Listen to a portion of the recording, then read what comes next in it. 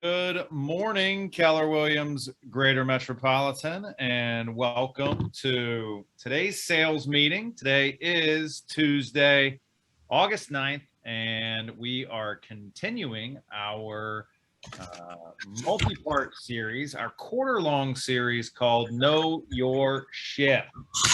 Guys, if you didn't know it, we are in a market shift, and your company is here to support you through it. Lots of opportunities out there in the face of everything that's happening from a market standpoint. We'll have some important updates coming as we get some of the data from July processed.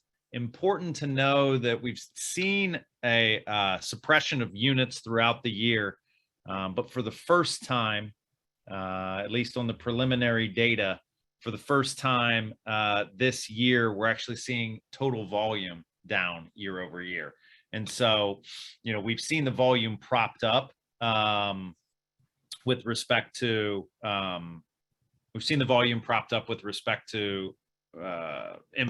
appreciating home prices, despite units being down. That's outkicked it. What we're seeing now is the total market's coming down. So this is like the real manifestation of the impact of the shift. We're going to talk about how to work through that, and we will go from there.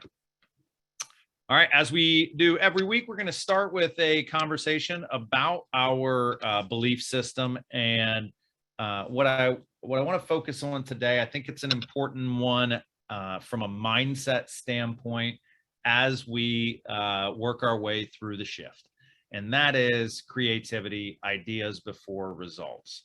Not only do we have a really strong community of agents that are always here to help each other and support each other inside of Keller Williams Greater Metropolitan, but we also have a lot of experience. And what I want to stress is from a standpoint of the market that's upcoming, what got you here won't get you there, right? Nearly the last decade has been an appreciating market. We are starting to see some stability. We are starting to see things flatten out. We're seeing units come down. What that means is that you're going to have to do things differently. We're all going to have to do things differently. And so we'll continue to bring these different examples of people who are winning through the shift to you so that it can generate some ideas for you and your business moving forward.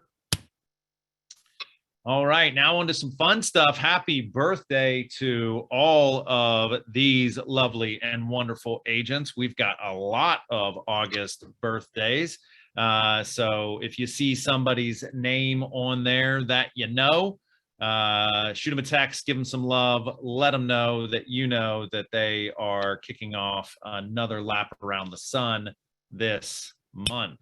And then happy anniversary, happy Kellerversary to all of these agents, all of them celebrating another year in business with Keller Williams. Some people their first, some people like Veronica, Adam, Shalonda, Diana, and Deneen are all celebrating 1 year with the largest and most successful office in Northeast Ohio.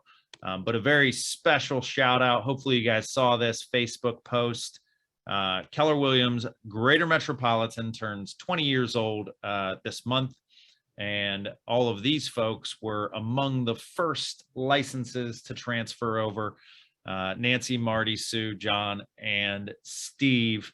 So if you have the opportunity, shoot them a Facebook message, shoot them a text, write them a note, do whatever you got to do. We aren't here having this conversation this morning without these folks making a very big and very powerful decision for agents and consumers all throughout Northeast Ohio 20 years ago. And we'll have more on the horizon with respect to celebrating our 20-year anniversary and rolling that in to some of the fun stuff that we have coming over the next several months. All right, and then a big KW welcome to our newest team member. Yesterday marked the first day for Kate starting at our Pepper Pike office as our receptionist. So we are thrilled to have Kate on the team. She's already picking up what we're putting down and is going to be a great addition to the culture. For those of you who love using the full name as I do, it is Mike Losovic.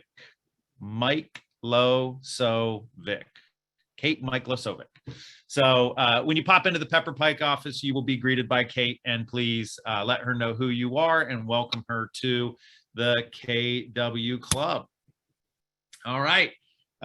Coffees for closers, and that is what all of these folks did, whether it was their first closing as a realtor or their first one since making the bright and bold decision to move their business to Keller Williams Greater Metropolitan. We are excited to celebrate all these folks getting their first one up and down with Keller Williams, and a special shout out to Denise Richards, whose first closing was actually also her first listing. So congratulations. If you want to last, you got to list, and Denise is off to a really great start with that.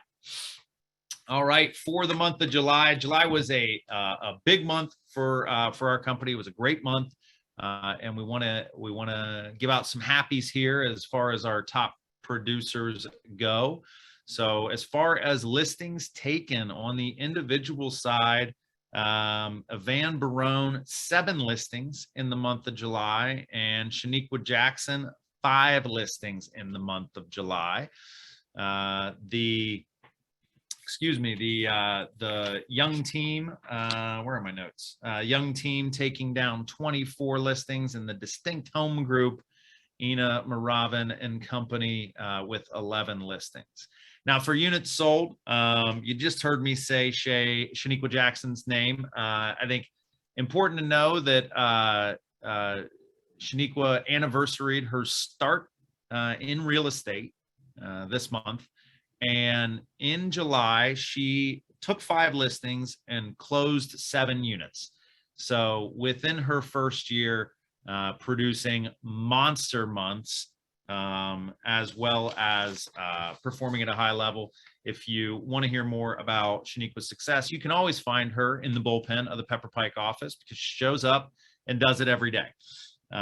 For closed units among our groups, Golden Group, Chase Group, and Social Team, 19, 16, and 16 closed units respectively. And then the Distinct Home Group with 11 closed units, the Terry Shimoleski team with 8 closed units, and the North Star team with 7 for the month of July. So lots of strong performances across the board, and getting things rocking and rolling just in time for us to take some market share throughout the fall. So congratulations to all those teams.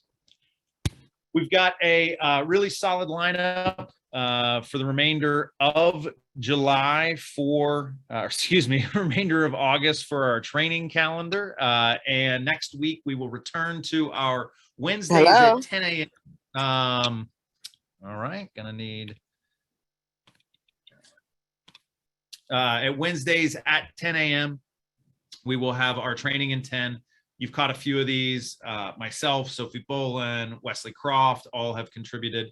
And these are great little snippets of how to get a quick tactic or another tip or trick to tweak your business midweek. Ignite is rocking. We had an awesome session on making and receiving offers with Sophie Bolin yesterday. If you have not caught it, go to YouTube, go to the Facebook page, grab it right now. It's an awesome opportunity. There is a tremendous system that Sophie offers up in that session that is focused on preparing for the offer, writing the offer, and submitting the offer, and doing it in a consistent and great fashion so that you get better at writing offers because you do it the same every time. And then tomorrow morning, we'll have our side product coach, Wesley Croft, talking about capturing more leads. Guys, if there's anything that you can do in a bigger way to grow your business, it is get more leads, right? He who controls the lead controls their destiny. And so capturing more leads, getting into relationship with more people, very powerful. And then what does that look like inside of your database, and how do we grow that and leverage that? That's what I'll be talking about on Thursday morning. So do not miss the last 2 sessions of Ignite. If you've missed all of them so far, still be there. You do not have to have attended all of them. We encourage you to get in there and get something out of each one. Let's see, on Monday, the 22nd, we have our a home inspector doing a CE for us in our Pepper Pike office. Home inspection updates for the real estate professional. 1 hour of elective CE, 3rd floor training room, 10 a.m., Monday, the 22nd. And then next Thursday, our Money Matters Mastermind welcomes Lisa Ina, who is a wealth and investing professional, and she's going to talk about a bunch of different financial vehicles that you all can use, that we all can use to start growing our wealth. So many times, folks that come into the real estate industry identify that, oh, I don't have a 401k anymore. I don't know how to invest, or they're investing in ways that expose them to huge tax liabilities. And there's actually a lot that can be done as a 1099, as someone who forms an LLC or any type of corporation. And so Lisa's going to be talking a lot about how that all comes together and how you can leverage her as one of our business resource partners to invest in your future through a lot of different financial vehicles. All right, and then career nights, we have 2 of those coming up this month, one next Monday and then one the last Monday of the month. Next Monday is going to be in Pepper Pike, 6:30 p.m., 3rd floor training room. That'll be both in person and via Zoom. And then same deal in Rocky River on the 29th, 6:30 p.m. We have already have about a dozen people signed up for the Pepper Pike one, and a few more for the Rocky River one. So if you are interested in getting friends, family, past clients, anybody in your ecosystem there, Carrie just dropped those in the chat. Send them the link to get registered. We'll save them a seat. There's also a Zoom link that's in there, and we'll love to have them be a part of the party. And then finally, our feature training of the month, referrals, reviews, and repeat business. You will hear me talk about a lot that it is much more economical to retain a client than it is to go get a new one. Ask anybody who's ever bought a lead or paid 35 or 40% of their commission or 50% of their commission to OpCity, Zillow, or a relocation company. And so what we're going to be talking there is, one, how to generate referrals, how to generate organic business through reviews, and then how to stay in relationship with your clients for repeat business.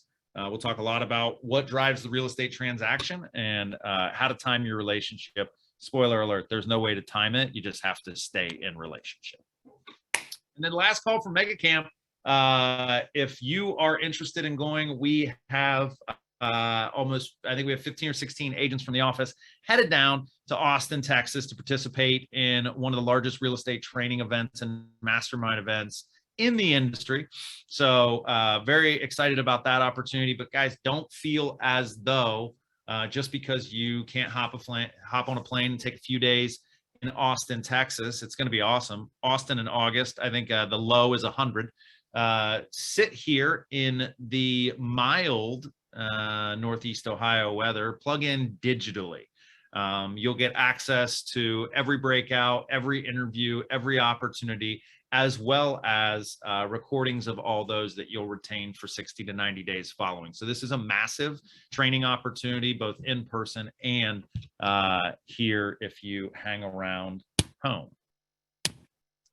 All right, and then one update that I wanted to share with the group, Keller Williams Realty International has leaned more and more into creating more communities and more opportunities for agents to get in a relationship with one another and to really hone their craft around specific types of doing business, ways of doing business, excuse me.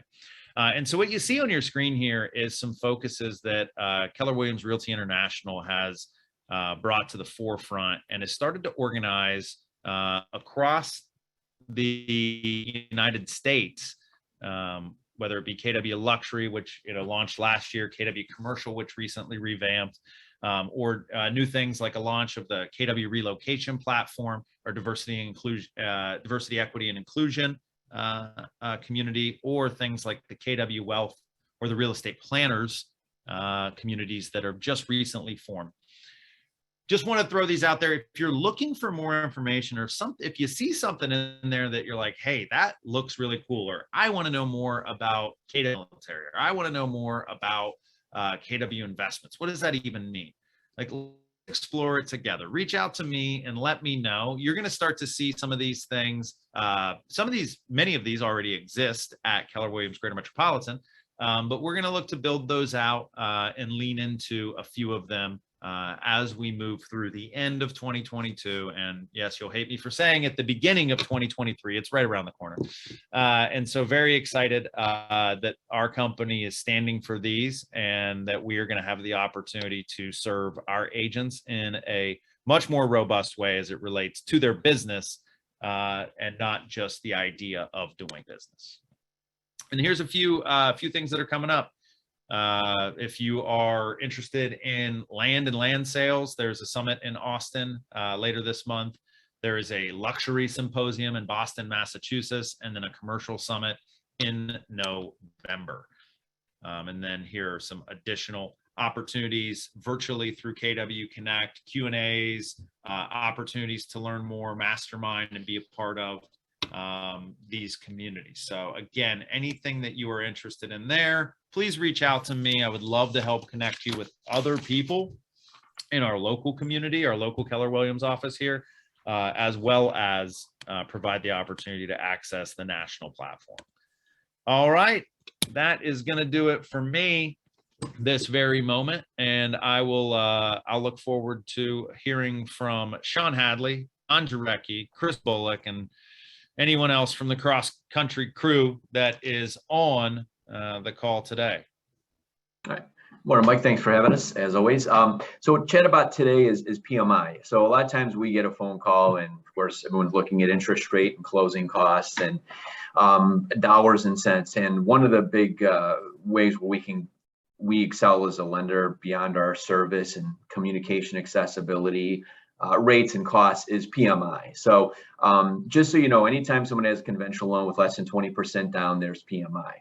There's 7 different PMI companies that we work with. So we have the beauty of shopping that around. Well, the other part of that is Cross Country Mortgage did $50 billion in loans. So because we do so many loans, we get discounts on PMI premiums in many cases. So if someone's comparing us to another lender, and let's say interest rate is the same, costs are the same, we may be $5, $10, $20 lower, even more than that in some cases, because of the relationship we have with PMI companies. So that's a little teaser for my class to come, likely in the next quarter, having a PMA about PMI. That is a positive mental attitude about private mortgage insurance. So in addition to that, we've got such a good relationship with our PMI companies that some cases they even give the buyer a little kind of a bonus, kind of a closing gift, and that is they get the option for home warranty, appliance home warranty, or identity theft protection, or reimbursement on insurance deductible. So really some cool stuff. These are things that happen behind the scenes. A lot of loan officers just, we're talking about so many other things. We don't focus on this, but the opportunity for savings and what we as consultants like to bring to a customer in addition to knowledge and savings. So DJ? Yeah, just to add to that, on the appliance home warranty, as we know, most borrowers get a home warranty with the purchase of the home, whether the seller pays for it or the buyer pays for it. But the buyer in this instance can opt to take this home warranty in year 2 versus year 1, therefore extending the warranty for an extra year at no cost to them. And as far as the insurance goes, they will reimburse up to a $1,000 deductible on the home insurance deductible reimbursement. So these are a couple of really strong add-ons to a deal that doesn't cost the borrower a dime. So be sure to make sure we talk to your borrowers about this, because again, it doesn't cost them anything, and it's hard to get anything for free today, and they're getting this for free. That's exactly what I was going to say, what Don just said. Your borrowers might not know that they have these added benefits unless they're tipped off. We'll try to mention it to them, but anytime you can say, hey, ask Chris, Don, Sean about this, it's an excellent, talking point for us, and might be an added benefit they otherwise never thought they had. Love that, guys. When it comes to the opportunity for lead conversion, lead cultivation, building your database, and pulling things out of your database, it's really important to be able to talk to folks about everything that could possibly be important to them, and be bringing something different to the table with a lot of your conversations. And nobody does that better than the guys from cross country. So make sure that as you're getting into initial conversations with folks and you're exploring motivation or obstacles or concerns, lean back on Chris, Don, and Sean, as I promise you, they've got a tool in the toolbox for damn near anything that you're going to encounter, and will provide you with a lot of good content to take directly to your clients. All right, over to GM Title and Escrow. Good morning. How are things in the title world? Good morning, Jane? everyone. I just wanted to talk about another education opportunity that we have coming up. We are planning on doing another Lunch and Learn on August 24th, and this time it will be over really going into detail about the closing disclosure. So this is a really great class for any new agents. If you guys have any questions on debits, credits, how it's shown, please attend, and we will post to social media to register for that class soon. So be on the lookout. Love that. Very important, especially for any agents who do business periodically, or maybe you're just getting started and you've done 1 or 2 deals and you had that really good client who wasn't asking a ton of questions, but really getting in the thick of it from closing disclosures and what everything means and how it works and why it works the way that it does is really important to keeping you in the driver's seat for the client relationship. All right, and I see Gina Legeza on the call. Good morning, Gina. How are we doing? Good morning, everybody. Today's topic, we're talking about investing in your success. And we have 2 ways to do that. One is with our online web portal called RealPro. If you're not on this, it's the fastest, easiest way to generate a receipt for the title company and your client. Anyone that's on here today, feel free to reach out to me. I can get you accounts. You'll be able to do both of your pieces of paperwork in under 30 seconds. And speaking of paperwork, there are 2 paperwork that we require every time you sell a home warranty. One is an application page, and one is our data collection form. Every time that you sell home warranty, you get $50. So very important to fill the data collection form out. I'll put the form in our chat box for anyone who is new, who hasn't been familiar with the form. Thank you guys for your support. Appreciate you. All right, thank you. Very excited about that opportunity. And it was just yesterday in our Ignite session, and I will encourage everybody who watches that, pay close attention. We talked about how to have the conversation around home warranty, the importance of home warranty, explaining the impact of home warranty as a part of your offer. And so do not leave that out, guys. Price, terms, and conditions when offers, and things like home warranties can be a great lever for you to pull, not only to protect your client, but to get business done. Thank you, Michael. And also 70% of homeowners have a major system failure in the first 30 days. So that super was part important. of our conversation. Yeah. Yeah, that's awesome. Thank you so Thank you. much. Thank you. Gang, we are barreling towards the top of the hour here, and so I would like to call to the main stage our featured conversation for the day, Miss Heidi Huffman. So if we can get a little spotlight on Heidi there, and we will talk a little bit about this idea of getting to the table, right? Lead generation is something that is incredibly important. And what we find from time to time is a lot of times agents are lead generating. Well, they're not necessarily lead generating, they're deal generating, right? They are looking for now business, FSBOs, expireds, individuals. And listen, if you dial enough, you dial 100 times a day, you might get some now business every other day or so. But lead conversion is getting into relationship, once you're to the table, or excuse me, and getting to the table with folks that otherwise might not have been in the right mindset to do it at that time because of your conversion tactics. So that's what we're going to talk to Heidi about today, right? Is how to convert for appointments and how to overcome some of those key objections.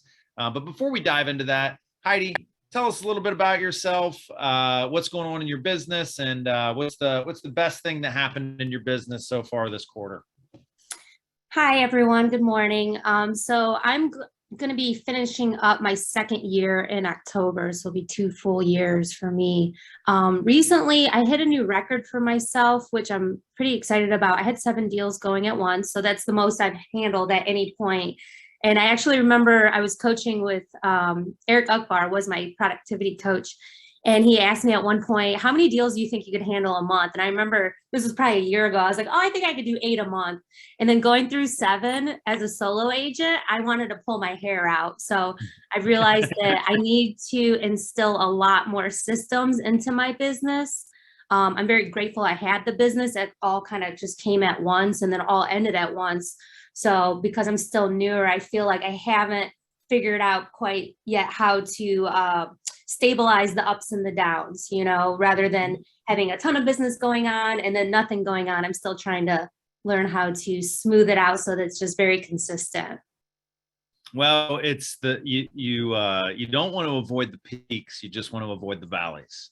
Yes. Right? Yeah, you can have 7 deals at once as long as it's followed up by 4 deals at once, right? And so, well, I'm looking forward to a follow-up conversation to this. We talk a little bit about listings and leverage when you and I get together here in a couple of weeks, because those will be big and impactful things for your business. But that's not what we're going to talk about today. We're going to talk about lead conversion, right? And getting the appointment, setting the appointment. And so I want to start just with, from a high level, how do you rank individuals that are in your pipeline, or when you're on a lead or dealing with a lead, from the hot to not scale? Do you have a system where you say, oh, this person's in X time, this person is not going to do it for a while? Like, how do you categorize your pipeline? Yeah, so I do try to have tags in my pipeline of hot, warm, cold. Hot being someone that's gonna transact within the next couple months. Warm would be someone who's thinking, closer to 6 months out, and then cold is someone that's further than that. So right now, I'm not the most organized with technology. I'm trying to get to that point, but I still use my handy book, and this thing saves my life. Every day, I'm just taking notes of who I'm talking to, and then I can go back and look like, okay, did I follow up with this person? I'm trying to get it all converted over to technology and using Command. I'm also starting out with Brevity now. So I'm transferring everything from Command to Brevity. So I'm also learning that. So there's like a lot that's going on, but ideally I would like to have everything in one platform, have it tagged, and then you come in every day, you know exactly who to call, who to follow up with. Like, it's just so much easier if you're organized like that. But I'm also moving. I was supposed to move last week, but my closing got pushed back, of course. I'm moving into a triplex. So I'm moving this week. So it's been a little hectic for me as well. But hoping to get to that point where things get settled and I can just get organized and be all on Brevity. Well, listen, I think, we've said many times, many ways, the best system to use is the one that works, right? And I think that what we find is, and this is from one of the 6 personal perspectives, moving from E to P, the system that you use to maybe get to and survive 7 deals going on at once might not be the system that's going to get you to 12. And so kudos to you for recognizing that, leveling up, and being self-aware enough to say, hey, I need to be able to do this better. Let's get back to the conversion piece. What are some of the questions you use? What are some of the things you listen for? What are the things you're looking for to determine, hey, this person's a hot or this person's not? I think just asking good questions, and I'm always learning how to ask better questions. I feel like, especially in real estate, you can always be more educated and learning how to control the conversation and how to reframe the conversation. So you do want to have control of it, and by having control, you just ask good questions. So like the basic ones of when, why, how, what. When are you thinking about moving? Why are you deciding to wait? What's your motivation? Who's involved with this decision? Like those basic questions, I think, can get down deeper into what they're really their motivation is. How important is that why question? It's everything. I feel like it's actually saved my life a couple times in some deals that, if I'm at the table and I know they're interviewing other agents, and I don't think at other brokerages they train as well as they do here at KW, because I've sat down with people and I could tell that, I just ask them like, well, why is this important to you? What's this mean for you and your family? And you can see like a little light bulb go off sometimes, that they're just like, oh, no one really asked me that, and people appreciate, they just want to know that you care and that you're there to help them, and that you're not just some salesman trying to make $1. You're really trying to help them move on to this next chapter of their life, and it's a big deal for them, and you want to be there to help them with that. Yeah, that's so powerful. And guys, for everybody on this call right now, go to your pipeline, and if you can't say why somebody is looking to buy or why somebody would be looking to sell or relocate, like what the 2 or 3 layers deep is, then there's an opportunity to revisit that, so that exactly what is going to move them. I have a question. I'm going to ask you to be a little bit vulnerable here.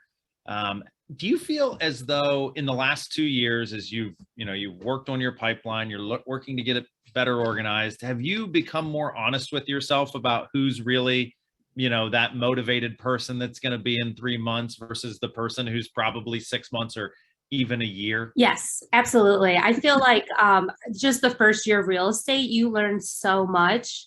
And in the very beginning, I was on the dialer, I was using Mojo Dialer and calling all the time. And it felt like I was just like banging my head against a brick wall sometimes, because now I look back and I realize like I was just like trying to hang on to these leads that they just weren't ready and they weren't motivated. And, they would say something like, yeah, I'm thinking about it. So I'd keep following up and realizing that, well, I'm spending all this time with these people that aren't truly motivated when I should be focusing my time on these people who are ready, willing, and able.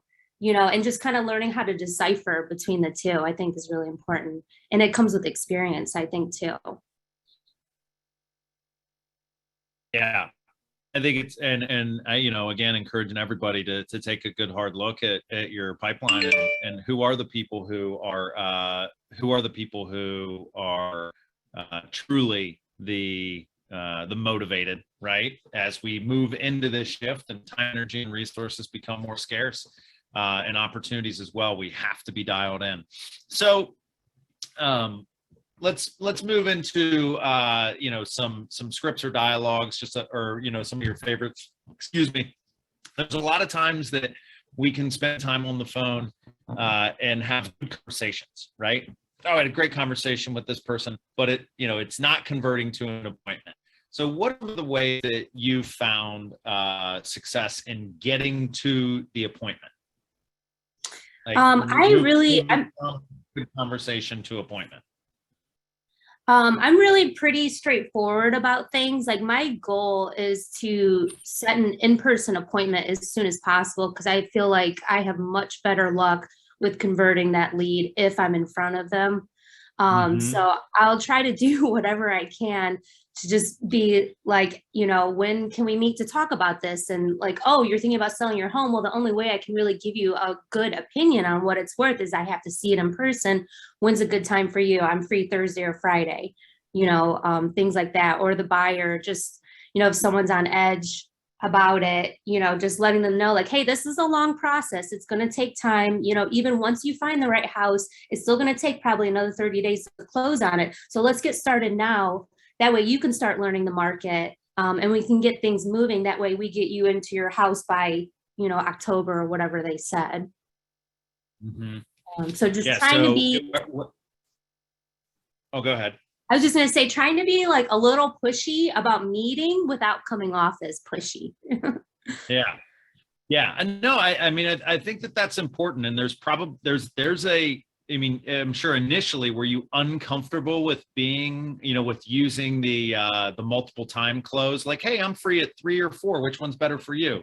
Like, were you uncomfortable with that initially? And now you've just learned to love being uncomfortable with it?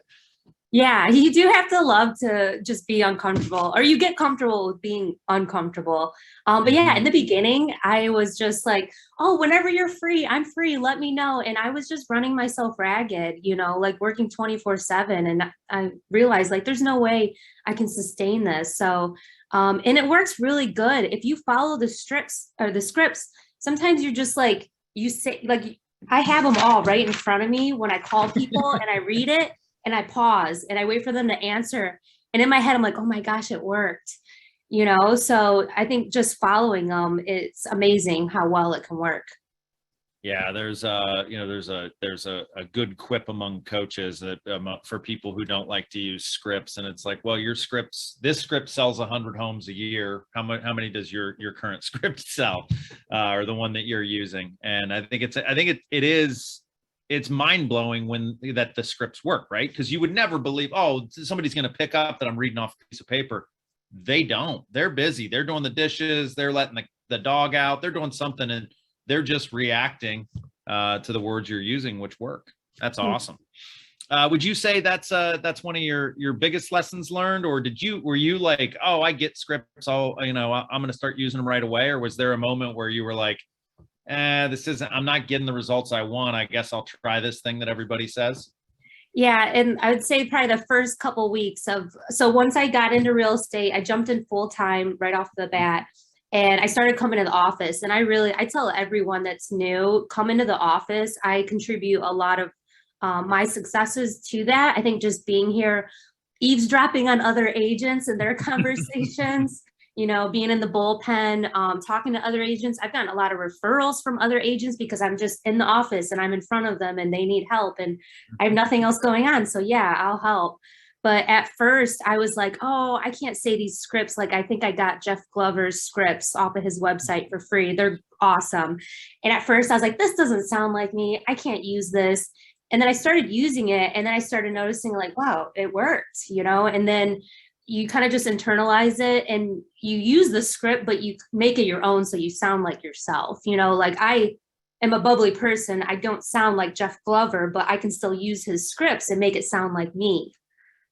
Yeah, I think that's a huge tipping point for a lot of folks when they recognize.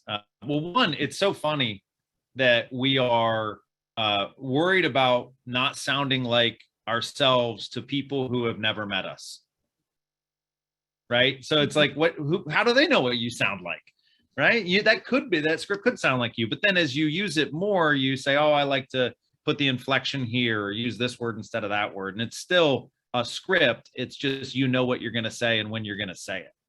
Yeah. That's awesome. If I can real fast. So I was a nurse previously, so I like documentation and I try to be organized. But when I first started, I created this binder. This is all scripts in this binder. If anybody ever wants to borrow it, it's in my desk here in the Rocky River office. I keep it in the top drawer.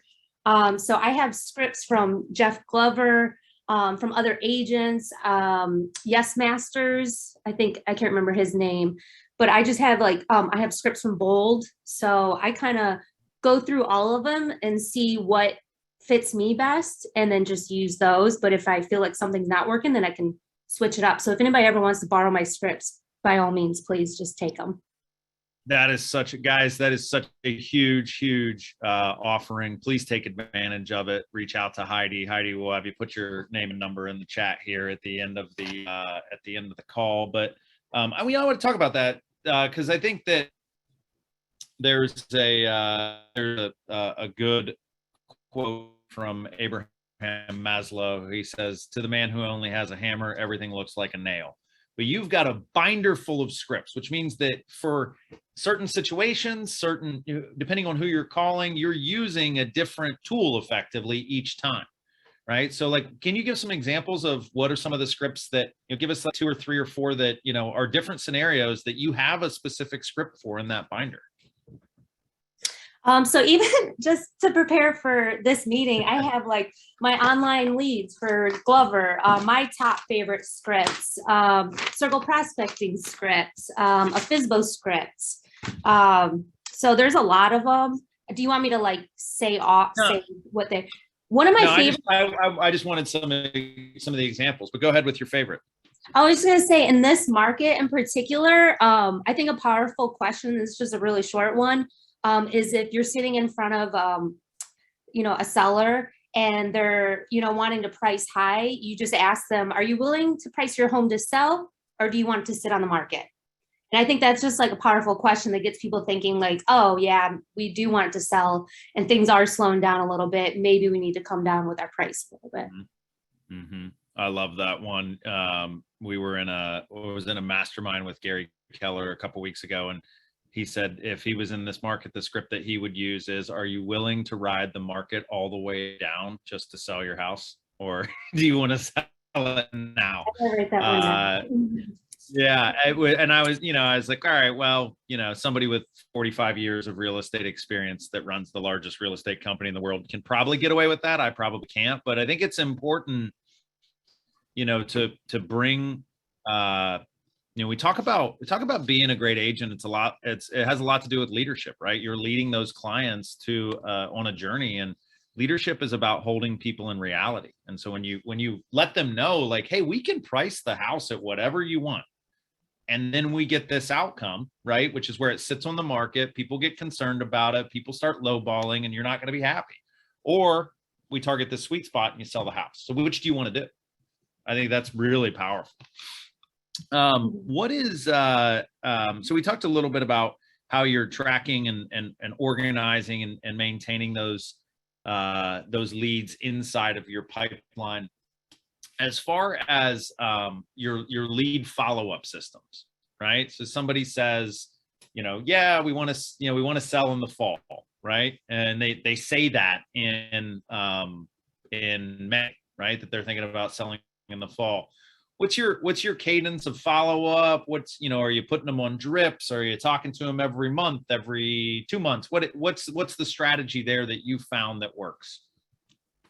So I was putting them into command, and I would set an alert to remind myself to maybe just like shoot them a text. I know, part of it too, I think you got to know who you're communicating with and their preferred method of communication. I know like my generation, everyone's cool texting, and they kind of prefer that. Some people don't want you to give them a call and don't want to talk on the phone. So I think, checking in, if it's going to be a couple months down the road, just checking in with a quick text message, every couple weeks, just saying, hey, how are things are going? Or I have tips for selling your home sheet, can I send that over to you? Because on the initial conversation, I try to get, their phone number, email, address, any other information you can get is good too. Like, even if their birthday, just reaching out. I think just reaching out for anything and staying top of mind is key. So right now, since I'm kind of transitioning from command to brevity, I also use my notebook. I write down things a lot, and then I just put things in my calendar, in my phone. I have probably 20 alarms a day saying, call this person, do this, go to this place. Or on my calendar, I check like everything I need to do every day. So I'll put reminders like call this person, So I wish it was more organized, and that's my goal for like towards the end of the year, is to just have everything on one platform, one app, you know, so I don't have to go back and forth. But for now, it's working for the most part. Yep. And I think that there's, I want to unpack a couple things that you said there. And I think this is an important one for anybody who is, who's in the industry, who's, you know, planning on thriving during this market shift, whether you've got a business, you're starting your business, or you know, and you want to grow your business. It is that, you know, remaining top of mind is really powerful, and bringing something to bear on a consistent basis. You know, I always give the shout out to the title team, or Gina, or the guys from cross country. But those are easy things, right? If you're working with buyers and rates change, you can touch base with every buyer in your pipeline and just let them know, hey, here's what's happening in rates. Here's the expectation. They're smarter.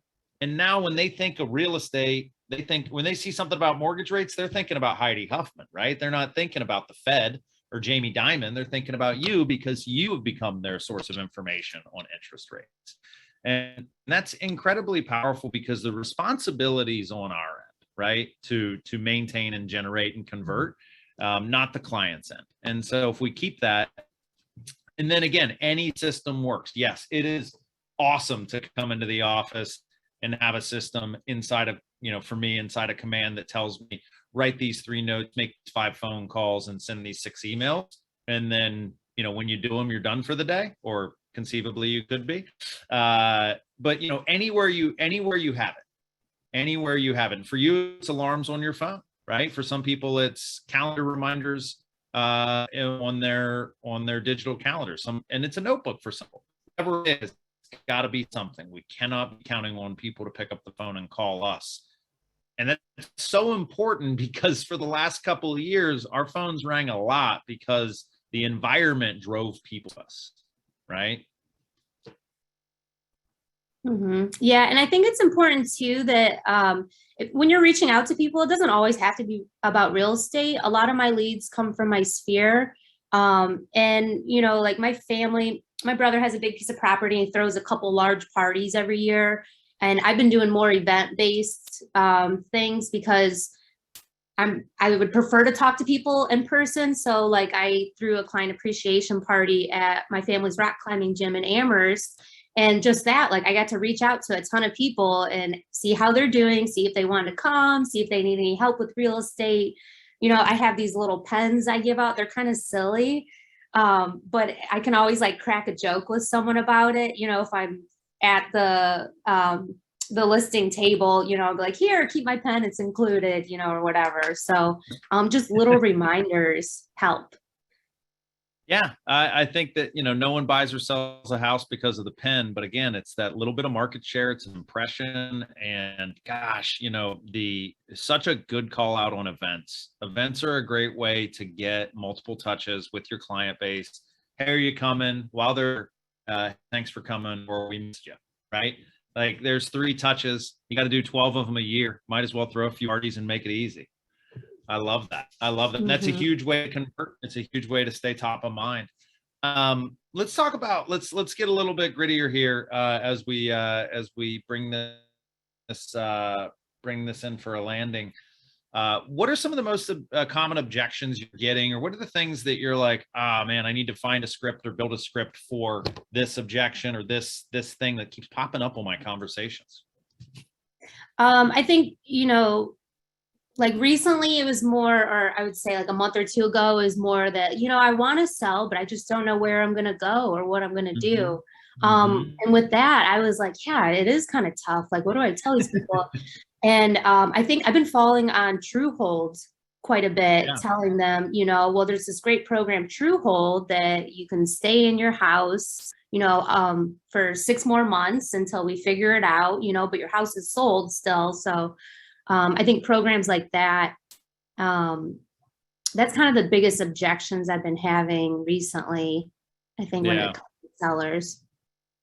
Yeah, and I think that's a powerful tool to have in your back pocket. I mean, especially as people get, you know, more educated or they start to become aware that, you know, home values aren't going to continue to go up 10 to 15% a year. You know, and my prediction is that they're not coming down 10 to 15% a year. Cleveland's not a boom and bust market. Actually, there's some great stuff out there about how insulated we could be over the course of the next couple of years. So really encouraging.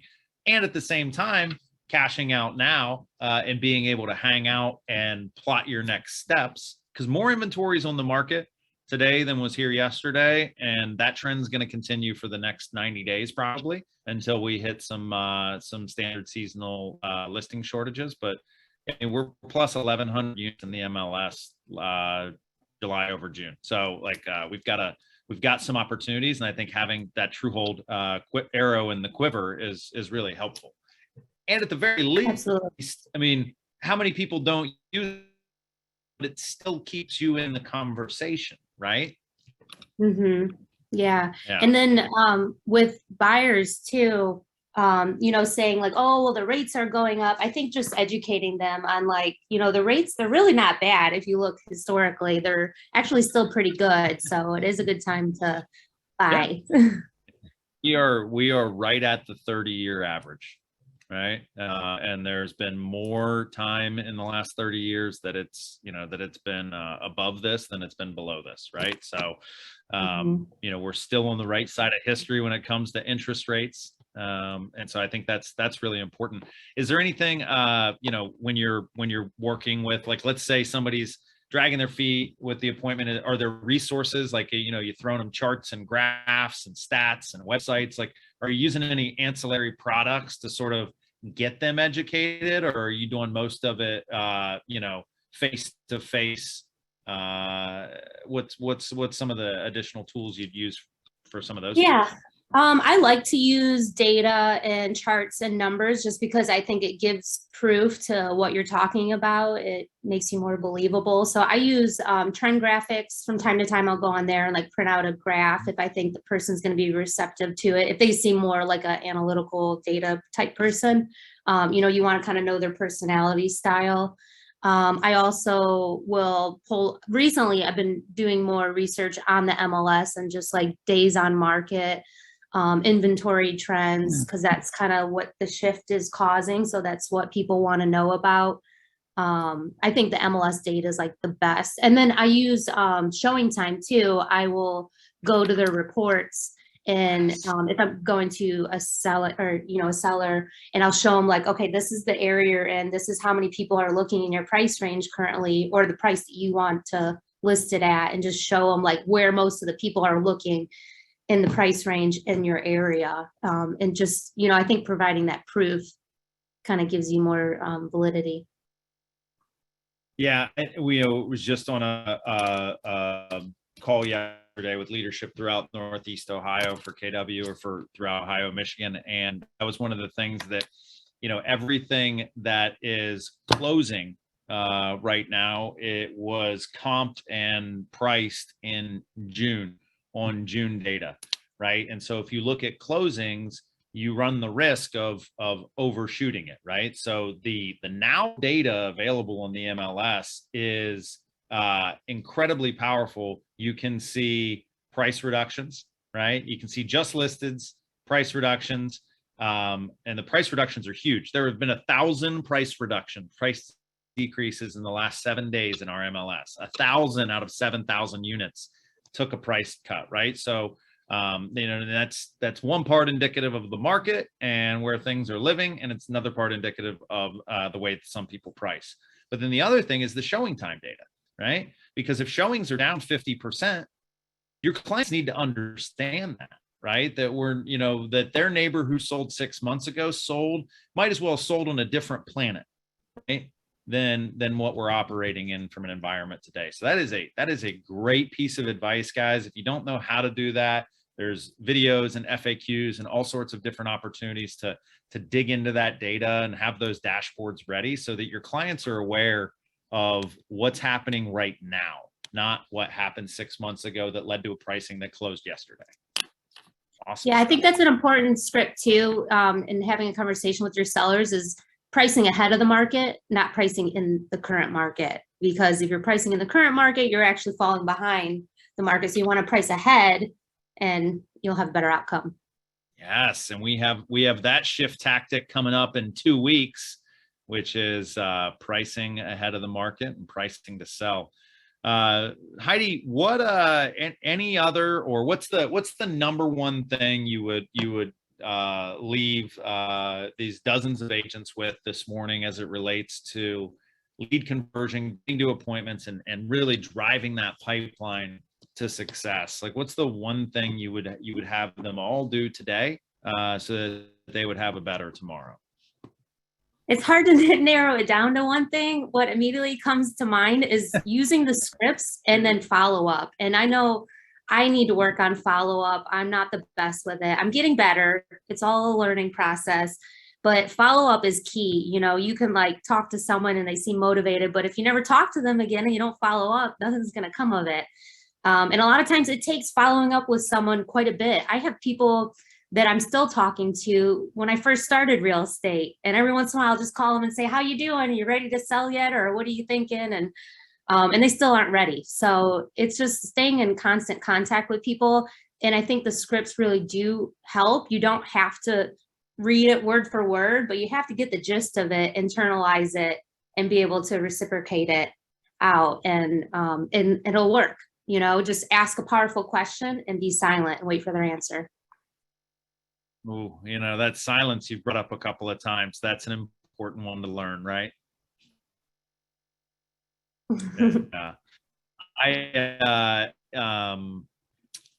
I think you know, you also nailed something else that we'll leave this with, and that's that the strongest correlation between you know, performance for a realtor, the strongest correlated thing to their volume is their time in the industry. And I think you just highlighted that. It's, if you stick around, the people you talk to the day you get licensed will do business with you 3 years, 5 years, 7 years, 10 years later. And everybody you talk to just continues to move in it stays in your pipeline in some way, shape, or form. And so that's a really powerful, really powerful lesson learned. So good for you for staying on it. Heidi, thank you so much for sharing all this with us this morning. Would you go ahead and just drop your email and or cell number in the chat? So I know there's been a few requests for the script book already, so that they can make sure people have a way to reach out to you, and we'll let them grab that as we wind down. But big thank you to you. Awesome stuff. Very excited to see what's on the horizon for you once this follow-up system gets rocking. Thank you. Thank you so much for having me too. This was great. Yeah, absolutely. All right, guys, that's going to do it for today.